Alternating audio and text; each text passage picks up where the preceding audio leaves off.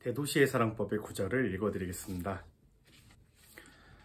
호텔 3층 에메랄드 홀에 들어섰다. 하객이 400명이라고 했나? 체감상으로는 그것보다 훨씬 더 돼 보였다. 나는 단상 근처의 지정석에 앉아 테이블을 둘러보았다. 불문과 동기들이 저마다 다른 속도로 늙은 얼굴을 하고서 앉아 있었다. 근데 도대체 몇 명이야? 제이가 그간 동아리 술자리며 학과 홈커밍 데이 같은 데 불러주는 대로 넙죽넙죽 갔던 결과가 이것이로군. 이럴 때 보면 제이의 친화력은 징그러울 지경이었다. 나는 최소 5년에서 심하게는 10년 만에 만난 동기들과 안부 비슷한 걸 나눴다. 너 작가 됐다며? 축하해. 연락 좀 하고 살아라. 애들 사이에서는 너 죽었다는 소문 돌았는데 멀쩡하네? 네 소설 어디서 볼 수 있어? 인터넷에 찾아봐도 없던데. 근데 글 쓰느라 많이 힘들었나 보다. 살이 엄청 쪘네. 너 아직도 술 그렇게 마시냐? 내 책은 조만간 나올 예정이며 술은 많이 줄었다. 늦고 살찐 건 너희도 만만치 않은데 자꾸 이런 식이면 왕년에 술버릇이 나올 수밖에 없겠다라고 말하고 싶었지만 30대 사회인답게 교양을 차리며 대충 웃음으로 뭉쳤다. 누군가 내 소설을 봤다고 하면 다 지어낸 거라고 해야지. 괜히 묻지도 않은 질문에 대답을 준비하고 있는 내가 웃겼다. 자의식 과잉도 병이라면 큰 병이었다. 잠시 후면 예식이 시작되오니 하객분들은 자리에 앉아주시길 바랍니다. 결혼식 사회를 맡은 남자는 제이 남편 될 사람의 친구라고 했다. 하관이 빨고 피부가 번들거려 영 내 스타일이 아니었고 경상도 사투리 억양이 심한 것이 진행 솜씨도 별로인 것 같았다. 방송 기자라고 했나? 내가 헐 낫겠구만. 그놈의 관례가 뭔지 괜히 심술이 올라왔다. 단상역 커다란 스크린에 제이와 그의 신랑을 찢은 사진이 올라왔다. 휴대폰 카메라로 찍어 화질이 떨어지는 두 남녀의 사진을 보며 나는 레드와인을 연거푸 들이켰다. 얼마 전에 기업은행으로 이직했다는 철구가 내 옆구리를 쿡 찌르며 물었다. 근데 너 솔직히 말해봐. 너랑 제이랑 뭐냐? 소문이 사실이냐? 소문은 사실인데 제이한테 들이대다 대차게 까인 철구, 네가 할 소린 아니지. 20살의 여름, 제이와 나는 급속도로 가까워졌다.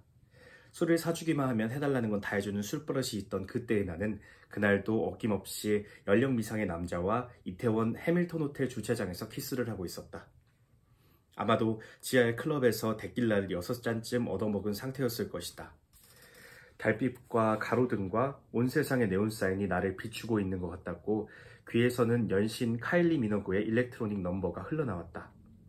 상대가 누군지는 중요치 않았다. 단지 내가 그 어두운 도시 거리에 누군가와 함께 존재하고 있다는 사실이 중요했고 때문에 알 수 없는 누군가와 온 힘을 다해 혀를 섞었다. 세상 모든 것들이 다 나를 위해 뜨겁게 끓어오르고 있다고 믿게 될 즈음 누군가 나의 등을 세게 쳤다. 잔뜩 취한 와중에도 이건 혐오 범죄가 분명해. 드라마 퀸다운 상상을 하며 포겠던 입술을 떼고 고개를 획 돌렸다. 여차하면 몸싸움을 불사하기라 마음먹고 주먹을 꽉 쥐었는데 내 앞에 서 있는 것은 제이였다. 언제나처럼 필터에 립스틱이 묻은 말보로 레드를 쥔 채로 술이 확 깨는 것 같았다. 제이는 놀란 표정을 짓는 나를 보며 숨도 안 쉬고 웃었다.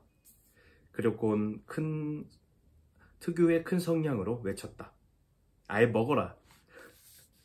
나도 모르게 머레하고 웃음이 터져버렸고 그러던 사이 나와 키스를 하던 남자가 어디로 갔는지 심지어는 그 남자가 누구였는지조차 이제는 기억나지 않는다.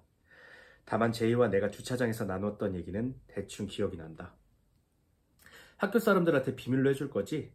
당연하지. 내가 돈은 없어도 의리는 있다. 근데 너 안 놀랐어? 내가 남자랑. 전혀. 언제부터 알았어? 처음 본 순간. 뭐 이런 진부한 얘기. 그때까지만 해도 나는 제이에 대해 잘 몰랐고 다만 언제나 짧은 바지를 입고 다니며 수업이 끝나면 누구보다 빨리 건물 밖으로 달려나가 담배를 피우는 애 정도로만 그녀를 기억하고 있었다. 고백하자면 실은 학과에서 제이의 평판은 최악에 가까웠다.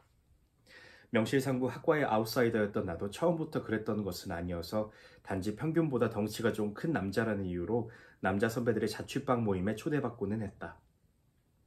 그들의 놀이 코스라는 게 빤해서 대개 당구장이나 PC방, 1차를 마친 뒤 학교 앞에 MSG 전문 식당에 모여 짠 안주에 소주를 들이붓고 고만고만한 자취방들 중 가장 상태가 양호한 편인 선배의 방에 놀러가 여자 얘기를 하다 코를 골며 잠드는 게 고작이었다.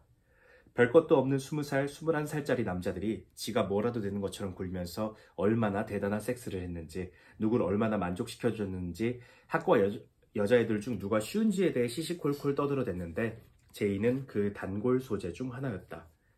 반쯤은 지어낸 게 분명한 그런 얘기를 내가 대학까지 와서 들어야 하나 싶어서 한 번은 취한 채로 쥐좀만하게 생긴 것들이 허풍 좀 작작 떨라고 소리를 지르며 술상을 엎었더니 그 뒤로는 아예 부르지도 않았다. 원래 집단의 속성이라는 게 웃겨서 한때 그 집단의 일부였다 튕겨져 나온 사람이 더 맛좋은 재물이 되기 마련이었다. 새내기 여자애들의 품평에 질린 그들은 이번에는 나를 안주거리로 삼아 아무리 봐도 게이 같다느니 이태원 어딜 가서 뭘 하고 논다느니 순진한 20살짜리들이나 신경 쓸 것 같은 소문을 잘도 떠들어댔고 그 얘기는 반 정도만 맞았다.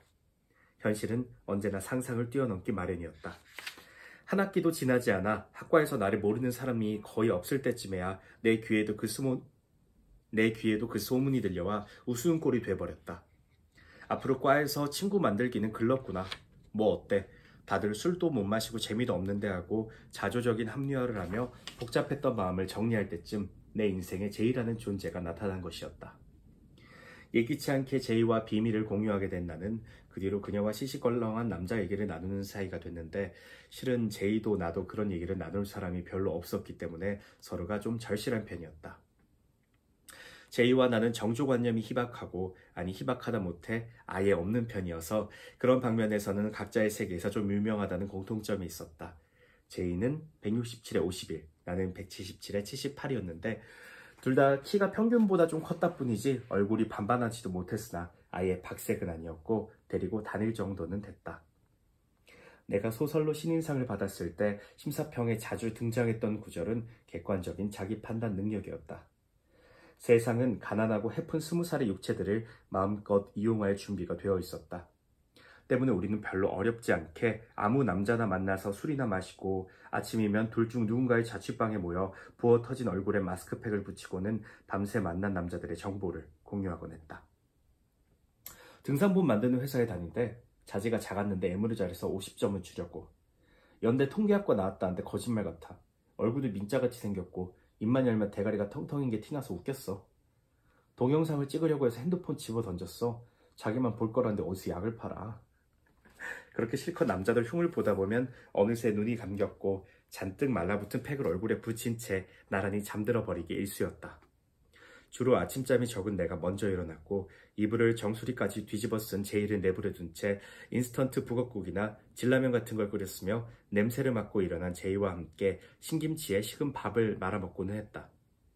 그러다 보니 어느새 제이의 방에는 나의 헤어 왁스와 질레트 면도기가, 내 방에는 제이의 아이브로우 펜슬과 맥 파우더 팩트가 놓여있게 되었다. 나는 혼자 있을 때 제이의 펜슬을 들어 눈썹에 빈 곳을 채우거나 팩트의 퍼플을 꺼내 괜히 뺨이나 이마를 3번쯤 두드려보곤 했는데 제이는 이 사실을 몰랐다. 그럴 때마다 제이도 나의 면도기로 다리나 겨드랑이 털 같은 걸 밀었을지도 모른다는 생각을 했다. 제이가 부모님과 인연을 끄는 것은 21살의 봄이었다. 우리 둘 다 부모님과 썩 사이가 좋지 않은 편이기는 했는데 그렇다고 해서 부모님이 뭐 대단한 악인이었던 것은 아니었고 평범한 중산층 가정의 보수적인 부모에 불과했다. 대부분의 평범한 부모가 그러하듯 자식에게는 답답한 상식을 들먹이면서도 뒤로는 신나게 외도를 하거나 종교나 주식, 다단계 같은 것에 미쳐있는 종류의 사람들이었다. 내 경우는 부모를 싫어하는 주제에 얻어먹을 것은 또 다 얻어먹겠다는 놀보심보를 가지고 있어. 그래서 갈수록 인상이 심술궂어지나? 적당히 눈치를 보며 엄마에게 매달 몇십만 원씩 용돈을 타쓰곤 했는데 제이는 부모님과 대판 싸운 뒤로는 아예 연락을 끊고 경제적인 원조마저도 거부해버렸다. 역시나 대쪽 같은 구석이 있는 여자였다. 제이가 처음으로 구한 일자리는 동네의 카페 데스티네라는 곳이었다. 간판에 운명이라는 거창한 의미의 불어가 쓰여 있어서 그곳을 선택한 것은 아니었고 동네에서 흡연이 자유로운 몇 안 되는 카페였기 때문에 단박에 마음에 들었다고 했다. 담배를 뻑뻑 피우며 커피를 내리는 제이의 모습에는 20대 초반다운 천진난잡한 귀여움이 서려 있었다. 나는 새로운 썸이 생길 때마다 그들을 데스티네에 데려가 제이에게 일종의 검사를 받았고, 제이는 매번 어디서 섹스만 밝히고 성격은 개차반 같아 보이는 놈들을 잘만 골라온다고 평했다. 지나고 보면 다 맞는 말이었다. Love in the Big City, Part 1, Jae-hee. I took the elevator to the 3rd floor of the hotel and went into the Emerald Hall. Had she said the guest list was 400 people? It looked like a lot more than that. I sat down in my designated seat and looked around the table. My cohort of French majors, all of us aging at different speeds. How many of them were there? I guess this was the reward for Jae-hee saying yes to every post-graduation bender and homecoming day event. Moments like these made Jae-hee's social life seem to border on the grotesque. I was forced to acknowledge acquaintances I hadn't talked to in 5, even 10 years. Congratulations! I hear you're a writer now. You should get in touch more often. Hey, there was a rumor that you died, but here you are. Where can I find your stories? I tried searching for them on the internet. Wow, writing must be tough on you. Look how much weight you've gained. Do you still drink as much as you used to? My book is about to come out. I don't drink as much as I used to. You guys are just as old and fat as I am, and your questions are about to drive me to old drinking habits. These were all on the tip of my tongue, but I swallowed them, upholding the dignity of an educated contributor to society in his 30s and laughing off their snidness. I had been ready to swear to anyone who read my stories that everything I wrote was made up.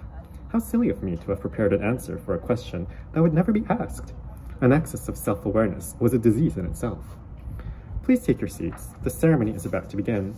The MC was a close friend of Jae-hee's husband in progress.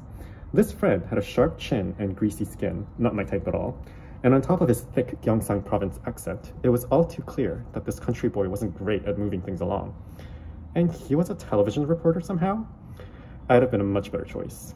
Who cared about these stupid traditions about whose best friend does what anymore? The green monster of jealousy was rearing its head. Next to the platform was a large screen that was flashing photos of Jae-hee and her groom. I took another sip of red wine as the low-resolution phone camera photos flicked by. Chol-gu, who sat next to me and had apparently gotten a job at the industrial bank recently, poked me in the ribs. Be honest with me, you and Jae-hee, were the rumors true? The rumors were true, but, dear Chol-gu, what you're implying seems a little rich coming from the guy who asked Jae-hee out only to be viciously snubbed. The summer we turned 20, Jae-hee and I became best friends. I had a funny drinking rule back then. I would do anything I was told by whoever brought me a drink. And so on that fateful day, there I was again, with a man of an uncertain age in the Hamilton Hotel parking lot, sucking face. He had bought me about 6 shots of tequila at some basement club. The moon and street lamps and neon lamps of the whole world seemed to be shining their lights just for me, and I could hear the strains of a Kylie Minogue remix in my ear. It wasn't important who the guy was. The only thing that mattered was that I existed with someone, there in those dark streets of the city, and that was why I was wrestling tongues with a stranger. Just when I thought the heat of the whole world was about to overflow just for me, I felt a hard slap on my back. In the midst of my complete drunkenness, I thought, I hate crime. And in full drama queen mode, I detached my lips from his and turned around, ready for a fist fight. But there stood Jae-hee. As always, she was holding a lipstick-smudged Marlboro Red in one hand, and the sight of her instantly sobered me up. Jae-hee could barely catch her breath as she laughed at how shocked I was to see her. Then she said, in her typically brash voice, "Just eat him, why don't you?" Before I knew what was happening, I'd burst out laughing at her joke, and at some point I realized the man I was kissing had disappeared, and I can't even recall his face now. But I do remember more or less what Jae-hee and I talked about in the parking lot. You'll keep it a secret around campus, right? Of course. I'm a broke bitch, but I'm loyal. Weren't you surprised? Me with a man? Not at all. Since when did you know? Since the moment I laid eyes on you. The usual cliche.